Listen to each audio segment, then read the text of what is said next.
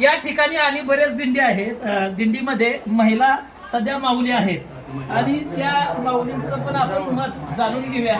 कारण का पुणे सारख्या शहरामध्ये 100-150 वारकरी जे बाहेरने येतात माऊलींच्या पालखीसाठी प्रस्थान करण्यासाठी पंढरपूरकडे जाण्यासाठी माऊली बरोबर.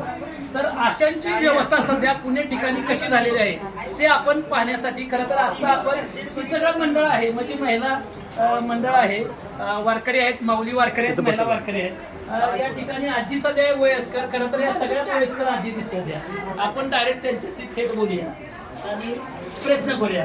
आजी नमस्कार. माऊली नमस्कार. काय नाव आहे तुमचं? सोनाबाई बाबाशी सरकार आहे. होय, कुठलं गाव आहे? सांगली तालुका नाझरे गाव आहे. होय, बर बर. किती वर्ष तुम्ही जाता या तिथे? मी या सोहळ्याला याच वर्षी आल्या. पहिलंच वर्ष आहे. माऊली सोहळ्याला आम्ही कायम जातो तिथे येते आळंदीला. आळंदीला.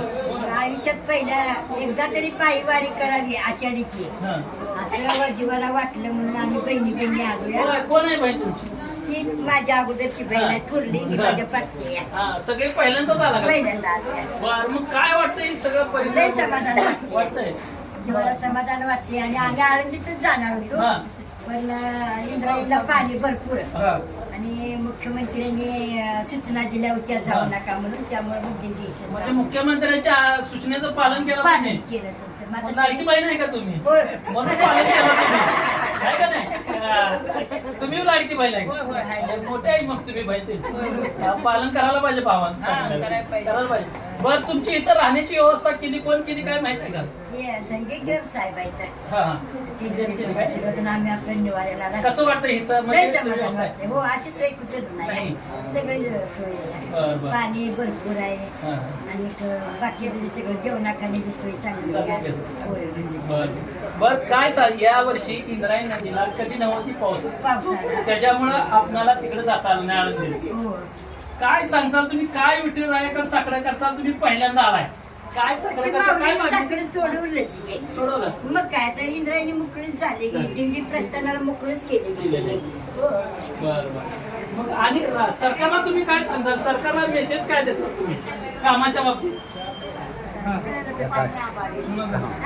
आणि मुख्यमंत्री साहेब आहेत की त्यामुळे सूचना घेतल्या, आळंदीला जाऊ नका, पुण्यातच थांबा. मग त्यांच्या सांगण्यावर आम्ही पुण्यातच थांबलो. बर. मला एक सांगा, ठीक आहे, चला ठीक आहे, आता आपण वारीसाठी आलोय, पण लाडकी बहीण कशी वाटते तुम्हाला सगळ्यांना? चांगली वाटते. मध्ये येते काय? येते का? वेळेत येते काय? माझं बरोबर येतं. पण येतात का? लय आम्ही आशा करत नाही. नाही. आलं तरी घ्यायचं ना, तर त्याचं आम्ही डोक्यात घेत हा, हा. नाही. ठीक आहे. आपण काय एकला आहे मी तेव्हा. हा, हा. अशा भरपूर बहिणी आहेत. बहिणी. महाराष्ट्रात बहिणी. बघा, खरं तर मुख्यमंत्री, महाराष्ट्र राज्याचे मुख्यमंत्री यांच्या आदेशाचं, सूचनेचं पालन करून आळंदीकडे बऱ्याच माता माऊली गेलेल्या नाहीत आणि त्यांच्या आदेशाचं पालन करून त्या या ठिकाणी, पुणे या ठिकाणी थांबल्यात आणि पुणे या ठिकाणी त्यांची राहण्याची व्यवस्था, जेवणाची, खाण्यापिण्याची सर्वच व्यवस्था या काय म्हणा, हा ठीक आहे, कसबा मतदारसंघाचे माजी आमदार रवींद्र भाऊ धंगेकर यांनी या सगळ्यांची व्यवस्था केलेली आहे. तुम्ही जर ही कॅमेरामॅनला विनंती आहे, जरा ही किंवा जरा बघा, एवढा बेस्ट रूम आहे आणि अशा ठिकाणी यांची सगळी व्यवस्था या वारकरींची, या मंडळींची केलेली आहे.